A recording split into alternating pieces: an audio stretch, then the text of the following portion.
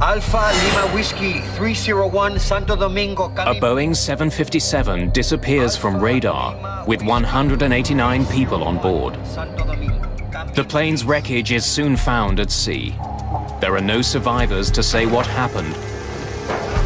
This accident was the first major loss of a Boeing 757 aircraft. Investigators find no clues in the wreckage. Only the plane's black box can tell them what happened. The tape raises a perplexing question.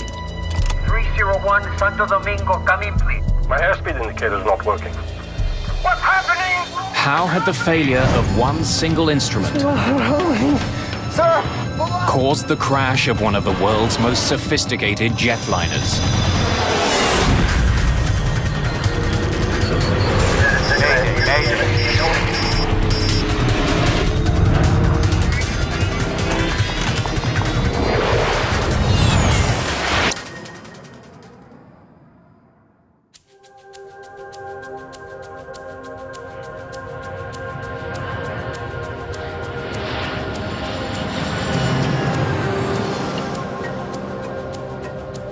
Gregorio Luperon International Airport in Puerto Plata, the Dominican Republic.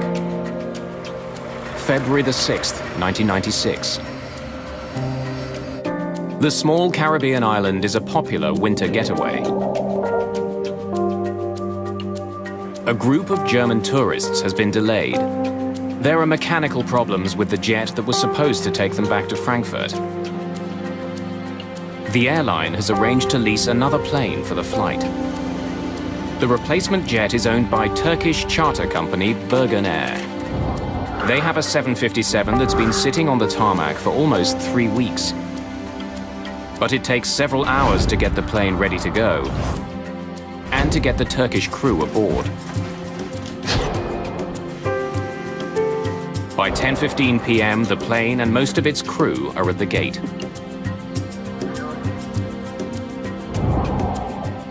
More than 4 hours after they were supposed to take off, the first of the passengers begin boarding the plane. They have a 9-hour flight to Frankfurt ahead of them.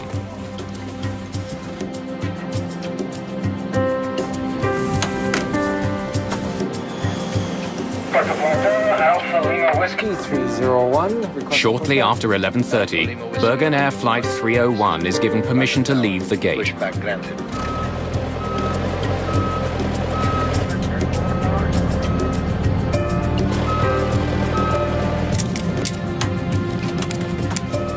Moments later, it taxis to the threshold of the runway. Cabin crew, take your seats, ready for takeoff. Cabin announcement is completed. First Officer Aykut Gergin is new to the 757 with fewer than 75 hours in the plane, all in the last 3 months. Thank you. Ready for takeoff. In contrast, Captain Ahmet Erdem is one of Bergen Air's most senior pilots. He's logged thousands of hours in this type of plane. Alpha Lima Whiskey 301, ready for takeoff. 301, cleared for takeoff, runway 08. Cleared for takeoff, runway 08, 301. Thank you. A good flight. Good flight. Good flight. Mulis Evrenesolu is on this flight as a relief pilot. Like First Officer Gergin, he's been flying the 757 for less than 3 months.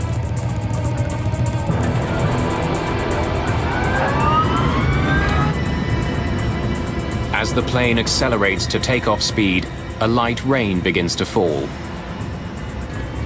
Power set. Okay, check. First Officer Aykut Gergin watches his airspeed indicator for a routine instrument check. As the airplane's accelerating to takeoff speed, the first officer calls 80 knots. 80 knots. Check. The captain, in theory, should verify that his airspeed indicator also reads 80 knots. My airspeed indicator is not working. The captain's airspeed should read the same as his first officer's. 120. But the readings do not match. Is yours working? Yes, sir. You tell me. Erdem wants his first officer to tell him when the plane hits takeoff speed. V1. At 150 knots, the plane hits V1, the point of no return. Rotate. The captain must pull back on his column and get the plane in the air. Positive climb, gear up. Positive climb. Gear is up.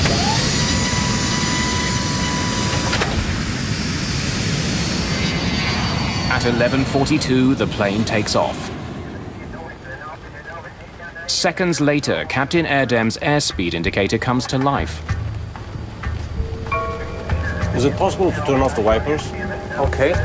Wipers off. Climb thrust. Climb thrust.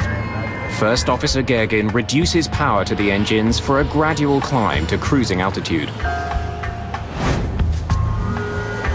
301, Airborne 45, switch over Santo Domingo, 1243. 1243, bye-bye, sir.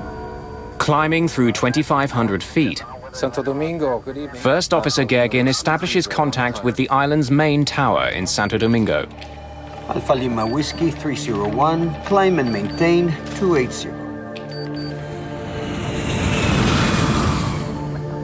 Center autopilot on, please. Center autopilot. As command. Thank you. 1 minute and 30 seconds into the flight, the autopilot takes over.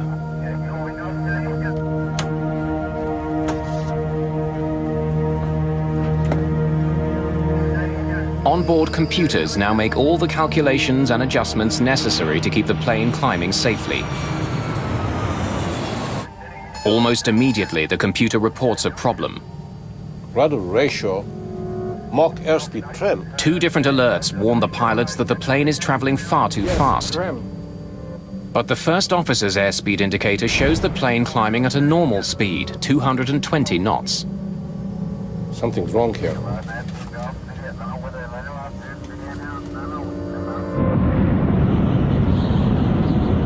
Unaware that there are any problems, the controller directs Bergen Air Flight 301 to continue climbing. Alpha Lima Whiskey 301, report Pokek. Okay, 280, I'll call you over Pokek. 301. Okay, there's something crazy. Do you see it? In the cockpit, the situation gets more confusing. The first officer's airspeed indicator shows that the plane is flying much too slowly. Mine shows only 200 now, and decreasing, sir. But the captain's gauge shows the plane flying far too fast, 325 knots. Both of them are wrong. What can we do? Let's check the circuit breakers. Yes, sir.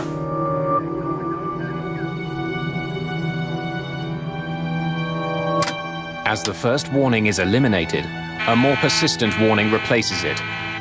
The overspeed warning tells the crew that they are approaching 350 knots, the maximum speed at which the plane was designed to fly at this altitude. Okay, it's no matter. Let's pull the airspeed. Let's see. Resetting the circuit breakers turns off the alarm, but it doesn't fix the problem. Captain Erdem's airspeed indicator still shows he's flying much too fast. Now it's 350, yes? Confused by the conflicting information, Captain Erdem decides to do what the plane wants. He slows down. Take that like this. With terrifying results. The 757 is sending out warnings that are confusing the crew. Bewildered, the crew struggles to solve the problem. The lives of 189 people depend on them getting the answer right. Shortly after taking off from the Dominican Republic, Bergen Air Flight 301 is in trouble. The cockpit is filled with an ominous sound, the stick shaker alert. A stick shaker warning is a warning of imminent stall. It means that the airplane is about to attain a speed so low that it cannot sustain flight. The alert is so serious that it actually shakes the pilot's control columns. Combined with a loud rattling, it's impossible to ignore.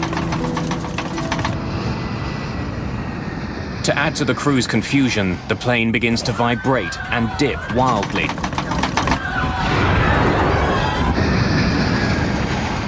I'm sure every passenger on the airplane knew something was unusual because the aircraft started to shake in a very violent maneuver.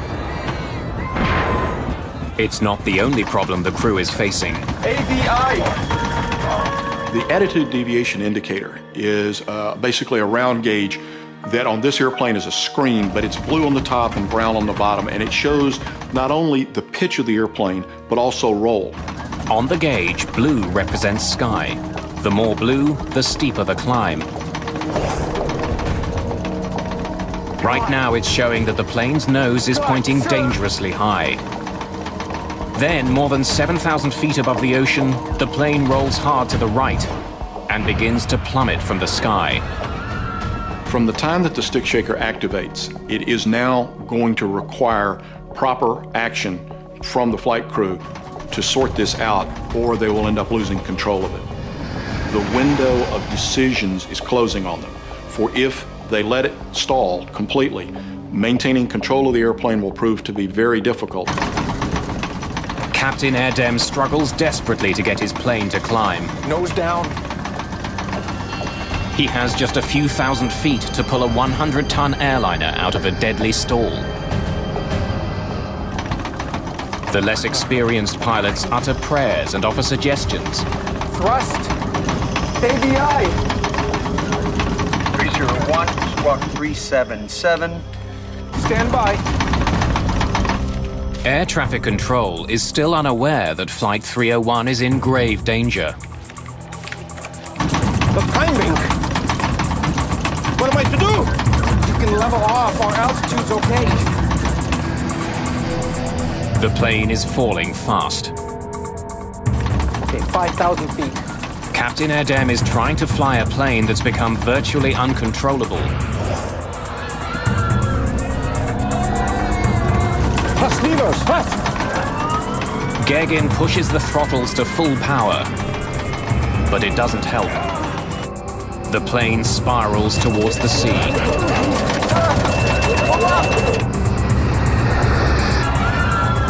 What's happening? Alpha Lima Whiskey 301, Santo Domingo, come in, please. Alpha Lima Whiskey 301, Santo Domingo.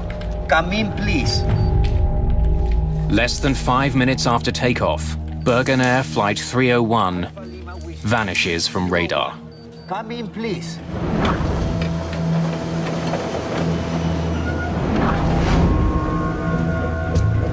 The Dominican Navy begins searching for the missing plane and its passengers. En route, I was always thinking of what I would find. I thought I would find people screaming, people yelling, asking for help. They discover something very different. The strong smell of jet fuel hangs over the water. Pieces of wreckage float on the waves. I thought to myself, there was no one alive here. We didn't see any survivors, and we didn't see bodies. I really thought the plane had disintegrated on impact. Within hours, more than just wreckage begins floating to the surface.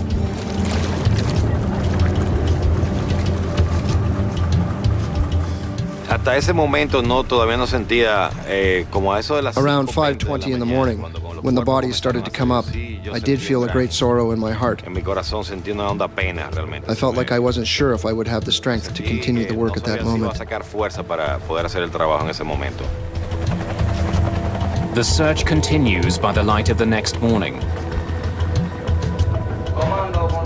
American and Dominican rescue ships scour a 1,300 square kilometer area for survivors. None are found.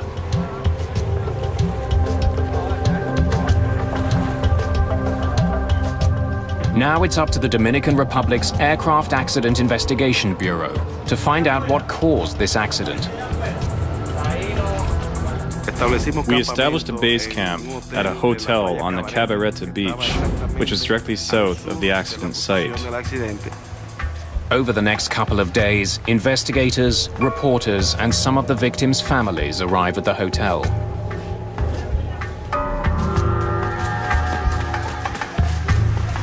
Nearby, evidence of the disaster reaches the Dominican shores. Wreckage and passengers' possessions are washing up on the beach. Even the smallest piece could be a valuable clue as to what caused the crash. The USA's National Transportation Safety Board agrees to assist the Dominicans with their investigation. Welcome, Dominican Republic. I'm Manuel Sufron. They send an investigator to Puerto Plata. We could see that this was going to take some international cooperation to get to the bottom of the event. Robert McIntosh will also provide support from the NTSB's Washington offices. Any signal from the recorders? This particular accident was the first major loss of a Boeing 757 in the water. There was added urgency because the aircraft was going into the livery of many American-operated airlines and on the market for the worldwide passenger service. In order to understand what had happened here, we only had one key. That key was the black boxes. Like all commercial airliners, the Boeing 757 carries a cockpit voice recorder that records all the sounds in the cockpit, and a flight data recorder that records a wealth of information about the plane's operation during flight. We've got underwater locator beacons on these recorders. They work for 30 days upon immersion. But the ocean where the plane crashed is over 7,200 feet deep. We needed to locate them before the signals faded, and we also needed to remove them before the data was damaged by salt water. So we were in a race against time. The NTSB enlists the help of the US Navy, who hire a submersible called the Curve. CURV stands for the Cabled Underwater Recovery Vehicle. It's a tethered vehicle. It has an umbilical, and it's controlled by an umbilical. It's not autonomous. The Curve is essentially a remote-controlled submarine, which can work at depths no manned submarine could handle.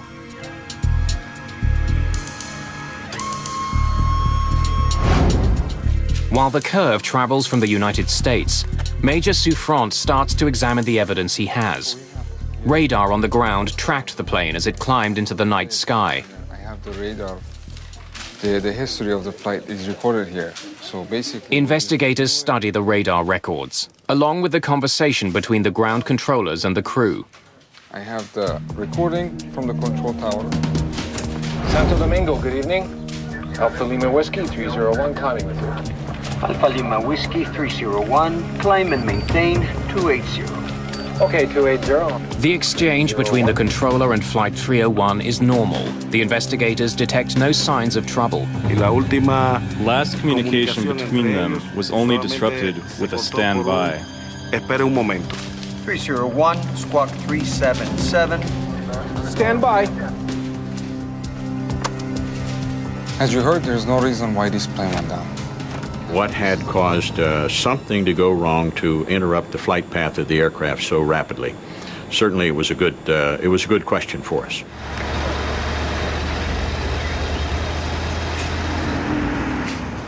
Any debris that's found is taken to a Dominican military base to be examined.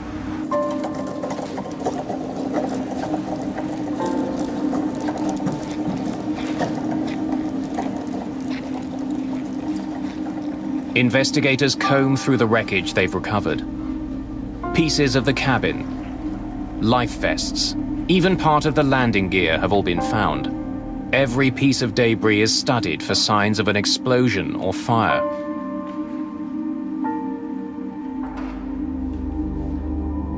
Investigators also check if any of the life vests are inflated. That would suggest passengers had some warning before the plane plowed into the sea. Cords on some of the life vests are hanging loose, but investigators conclude that could be the result of the plane's violent impact. The crash was so powerful, it has compressed coffee cans into flat pieces of tin.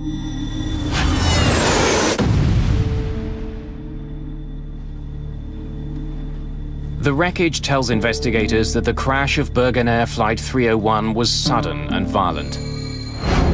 But they find no evidence that there was an explosion on board. Major Souffrant looks into the possibility that the plane, which was called into service at the last minute, may not have been ready for the flight. Manuel Souffrant. Ah, hi.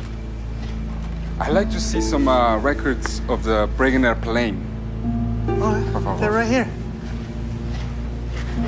This is it.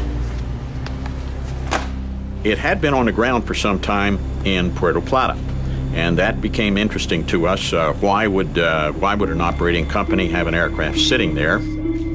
Investigators discover that the plane wasn't on the ground for repairs. Based on maintenance records, the plane appears to have been mechanically sound. Bergen Air simply didn't have enough passengers to justify the flight financially. So they kept the plane and the crew in the Dominican Republic for almost 3 weeks. The plane's maintenance records turn out to be one more in a series of empty leads.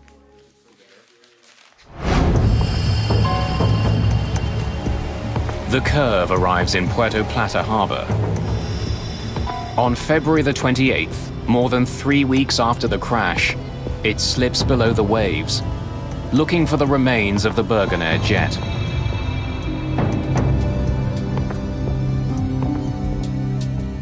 It takes the robotic submarine 2 hours just to descend the 7,200 feet to the ocean floor. From there, it sends back images of the wreck of Flight 301. The cockpit pretty much was sitting upright, and it was pretty much the nose of the plane, and you could see the front part of it. It was obviously banged up and cracked and fragmented. The clues investigators need to solve the mystery of this plane crash lie somewhere amongst the plane's twisted wreckage. The flight's black boxes are the top priority. The Curve quickly picks up the signal from a pinger on one of the units. Operators must now maneuver the sub towards the sound. They have to be able to see the boxes to pick them up with the robotic arm. It takes just 90 minutes to find the first black box. The first one was sitting out in the open. Okay, it was where they could see it, and they picked the first box up. They grabbed a hold of it, and they just kind of tucked the arm up in place, so that they wouldn't lose it. The second black box is also heard, but after almost 2 hours, the Curve's cameras still can't see it. They knew it was right there, and they were searching around a debris pile, and they could not physically see it, with the cameras of the vehicle. So as they went around a couple times, they started, lifting metal up and moving pieces out of the way, and then they did find the second box under some debris.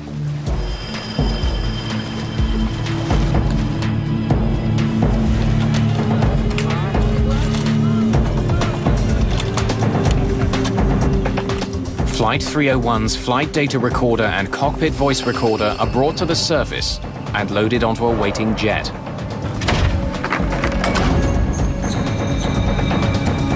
Within hours, the black boxes are at the NTSB labs in Washington, D.C. Technicians prepare to extract the precious data from the boxes. Investigators hope it will tell them what happened aboard Bergen Air Flight 301. They'll soon uncover a stunning miscommunication between a seasoned pilot and his plane.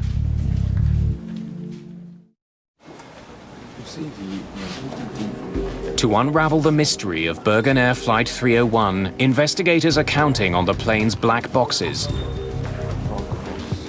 That flight data recorder was our key. So the technicians got busy and gave us plots, visual plots of what was going on with engines and airspeeds and so on, to allow us to try and understand why that aircraft slowed down and then simply departed controlled flight and entered the ocean.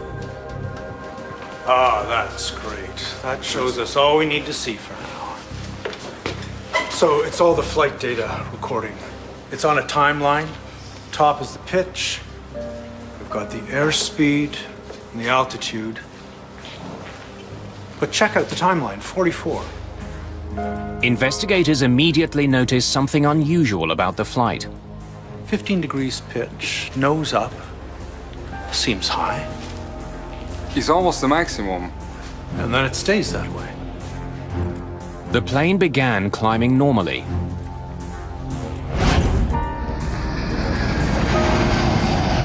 Center autopilot on, please.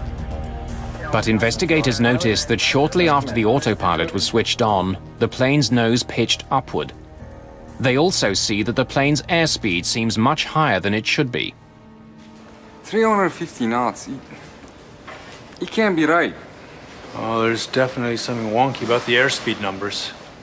This brought us to the question of perhaps we should be looking over on the other side at the cockpit voice recorder and see what kind of information was coming from there. Can you cue that up and play it? Investigators soon start filling in the missing pieces of the puzzle. 80 knots. My airspeed indicator is not working. They learn that Captain Erdem noticed that his airspeed indicator wasn't working. Fuse working? Yes, sir. You tell me. V1. Rotate. But Erdem didn't think the problem was serious enough to abort his takeoff. The tape reveals that once they were airborne, the crew quickly became overwhelmed by a series of warnings. Ratio, Mach airspeed trim, something. To investigators, the captain seems to become increasingly bewildered by the messages he was getting from his plane. Mine shows only 200 now, and decreasing, sir. Both of them are wrong. What can we do? Investigators don't know why the captain's airspeed indicator wasn't working. They do notice that the captain's gauge came back to life as the plane started to climb. Okay, it's no matter. Let's pull the airspeed. Let's see. It's a telling discovery, which leads investigators to focus their attention on the device that feeds the gauge's airspeed information. The pitot tube. A pitot tube is an airspeed sensor, a pipe open at one end that responds to air pressure. When the plane travels forward, an increase in air pressure inside the pitot tube causes the airspeed indicator's needle to move. My airspeed indicator is not working. But if a pitot tube becomes blocked, it can send faulty readings to the plane's gauges. Blocked pitot tubes have been a factor in previous plane crashes. In 1982, a Boeing 737 crashed in heavy snow in Washington, D.C. shortly after takeoff. The pitot tubes were blocked with ice.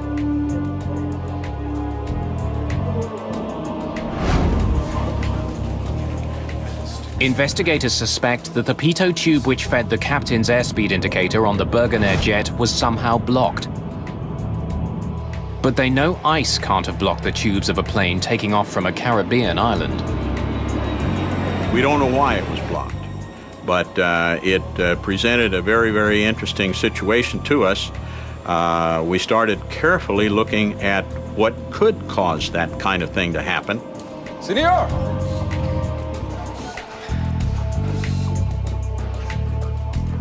Major Souffrant has a theory. He returns to question the airplane's mechanics. Senor Souffrant. We are done with these, thank you. I'd like to ask you some more questions about the Bergenair plane. Souffrant suspects the mechanics may have taped over the pitot tubes during maintenance. It's a common procedure, but if the tape wasn't removed, it could have caused the deadly accident. Maybe a piece of tape was left on accidentally? No, sir. They didn't have to be taped. We never did anything with the pitos. Did you put the pitot covers back on them when the maintenance was finished? It didn't have any covers with it. We didn't take any off, and we didn't put any on.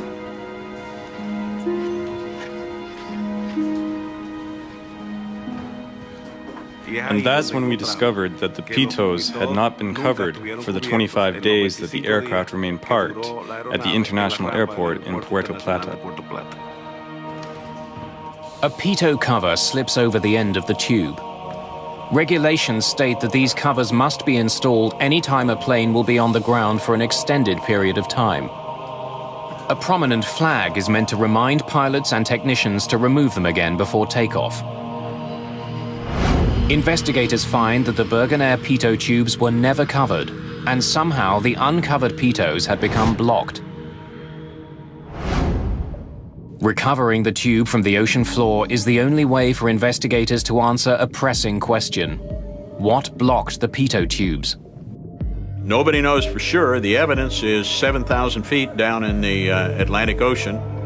But even if the pitot tubes were blocked, how could it have caused the crash of a modern jet and the death of 189 people?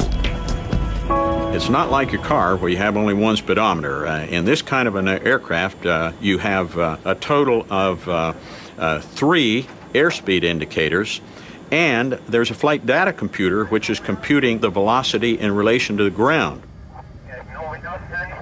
I'd like to welcome you all this afternoon. As you know, I'm Bob McIntosh. Using information from the black boxes, the NTSB pieces together a real-time animation from liftoff to the final moments of Flight 301.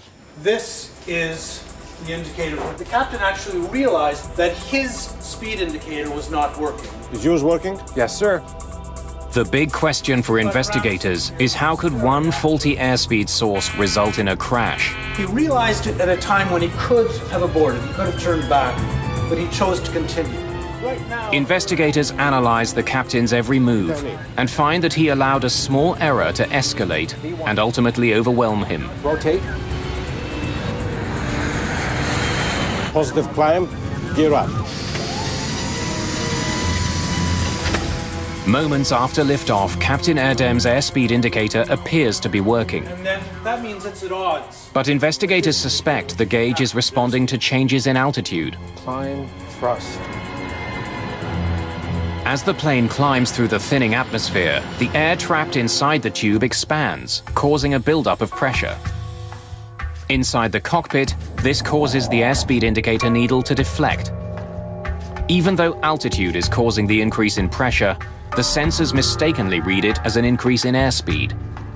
So at this point, the takeoff is standard, nothing. Captain Erdem may have had 5 separate sources of airspeed to rely on, but investigators noticed that when the trouble started, he wasn't flying the plane. Center autopilot on, please. Center autopilot has command. Thank you. The autopilot was. And unless the crew reconfigures it, the autopilot gets its airspeed information from only one source. Remember, the autopilot gets its data only from the captain's pitot tube, the one that was blocked. The data shows that the trouble on Bergen Air Flight 301 began when the autopilot took over. Right after the autopilot is engaged, the plane's nose begins to rise. Investigators suspect that the crew didn't realize that the blocked pitot tube was feeding the autopilot faulty information.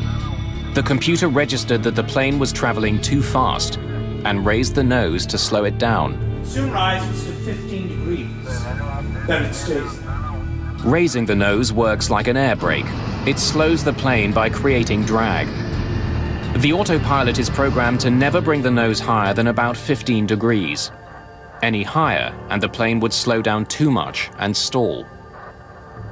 The autopilot's a pretty smart guy. He already knows he's got all the power that he's going to get for the climb. The only thing for the autopilot to do is raise the nose. And it raised the nose of the airplane to its limits of authority. But the autopilot was reacting to faulty information.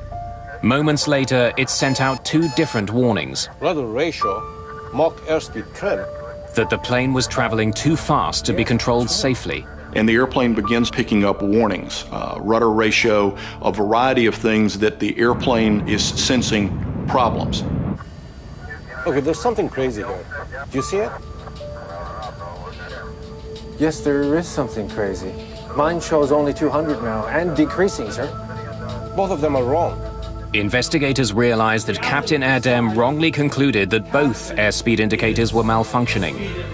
In fact, his first officer's gauge was always correct. The plane was traveling much too slowly.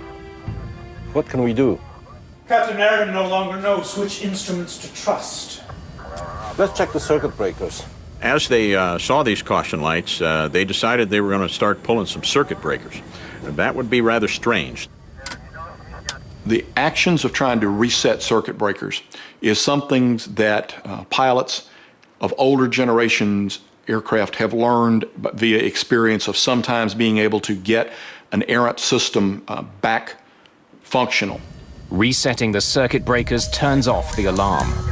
But that needle continued to climb around the clock face until it activated the overspeed warning.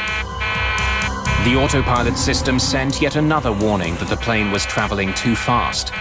But the reality was just the opposite. The plane was slowing down. At this point, the overspeed indicator is on. They're going slow, they think they're going too fast, and confusion is set in. Let's pull the airspeed. That's when Captain Erdem made the gravest error of all. You can see that he now pulls back on his throttles. Investigators realized that at the plane's already slow speed, pulling back on the throttles was disastrous. The crew got the most severe warning that a plane can send out. And that's when he gets the stick shift. He's got a tactile sense coming through his flight controls that literally shakes the stick and says, "You've got to lower this nose." In a matter of seconds, Captain Erdem was first warned that his plane was traveling too fast, and then that it was traveling dangerously slowly. They're in direct opposition of each other, and two warnings that you would never expect to get one right behind the other. The autopilot is programmed to always disconnect when the stick shaker activates. It's up to the pilot to get the plane out of a stall. Once the autopilot reached its limits of authority, it said, "I've done all I can do. I'm out of here." When the autopilot disengaged, Captain Erdem suddenly found himself in control of the plane at the moment of his greatest confusion.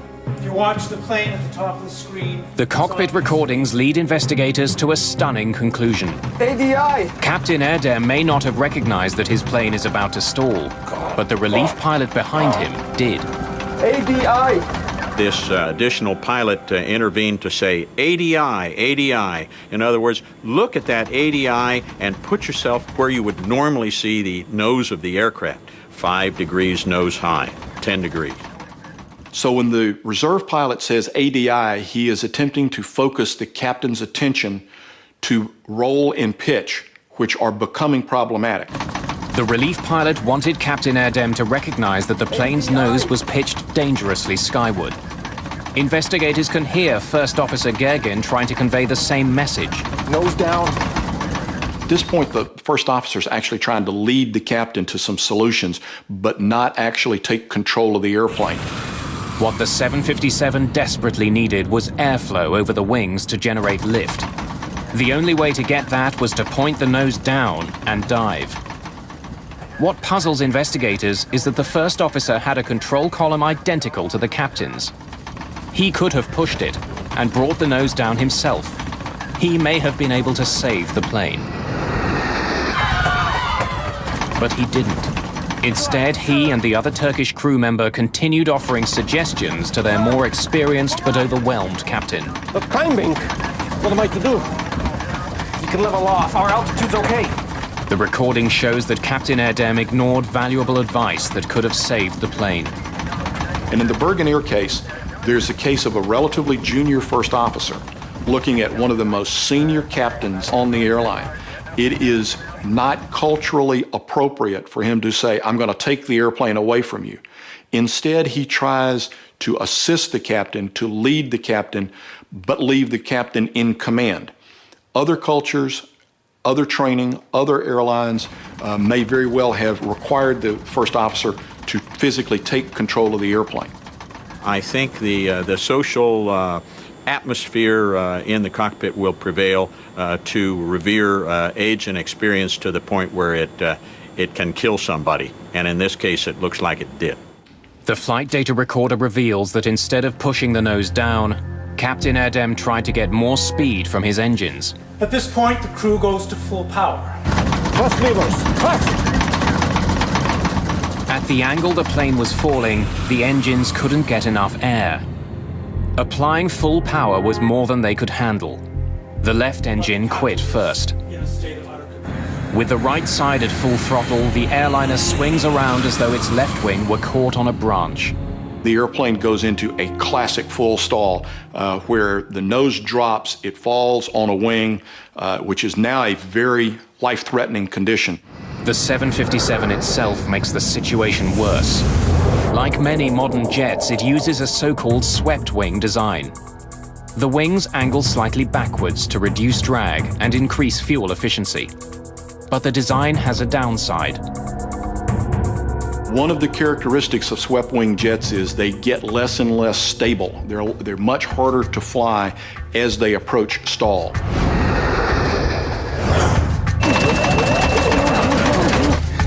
Sir, pull up! What's happening? What's happening?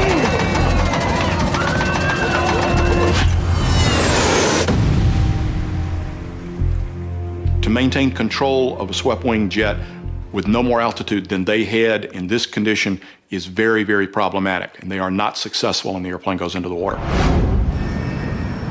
Investigators now know why Bergen Air Flight 301 crashed. What they can't understand is why the flight ever left the ground. 80 knots. My airspeed indicator's not working. At 80 knots, if the pilot and co-pilot's instruments disagree, takeoff should be aborted. V1. Investigators are troubled that the captain took off knowing he had malfunctioning instruments.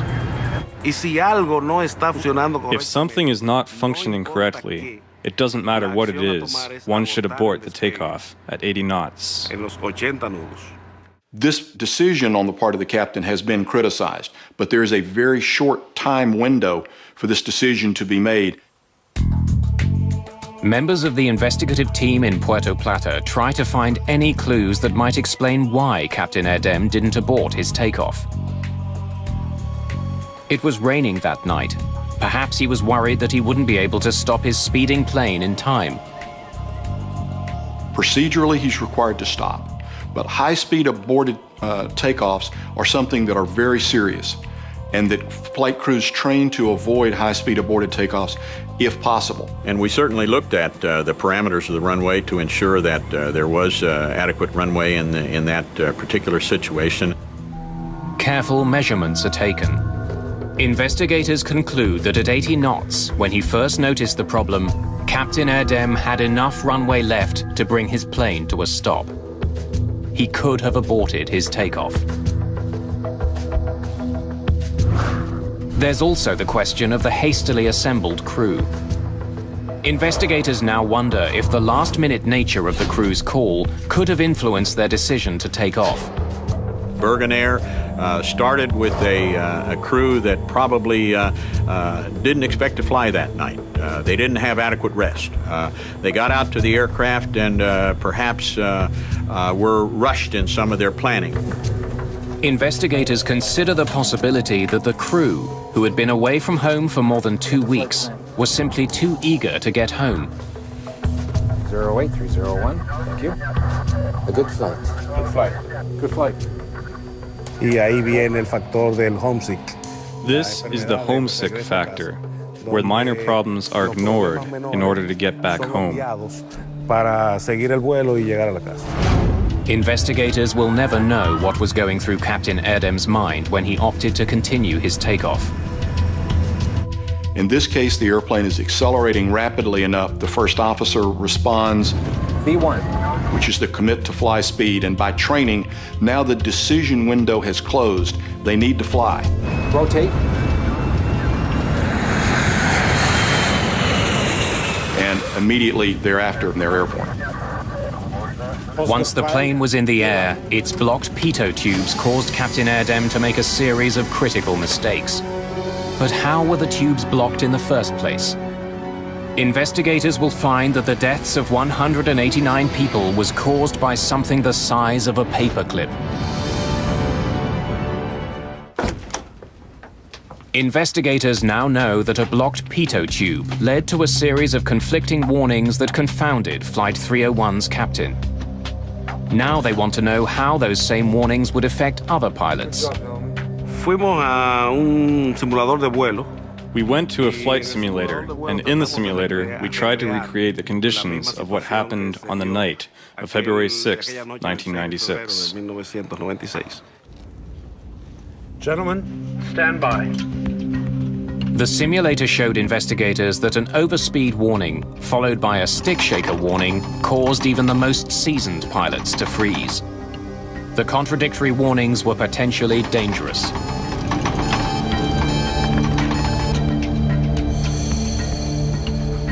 When the stick shaker activated, it was very unnerving. It's really overwhelming. That would tell me that Mach-4 airspeed warning horn combined with a stick shaker was a tremendously mind-boggling experience to a line pilot. As a result, the FAA issues a directive that simulator training for all airline pilots must include a blocked pitot tube scenario. The flight crew within Bergen Air was faced with a large number of warnings that kept coming, and each warning added complexity to the environment. There's a lot of warning lights going off. This captain is in a condition that is deteriorating now very rapidly. So there is a dramatically increased demand on the captain to fly the airplane. The FAA asks Boeing to change some of those warnings. Those changes include the addition of a new warning, which tells both pilots that their instruments disagree, and the ability for pilots to more easily silence troublesome alarms. Finally, Boeing modifies its planes so that pilots can easily choose which pitot tube the autopilot is using for airspeed readings.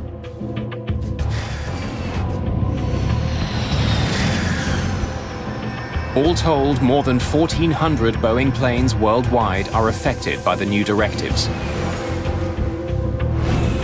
One final question remains. What had blocked the plane's pitot tubes?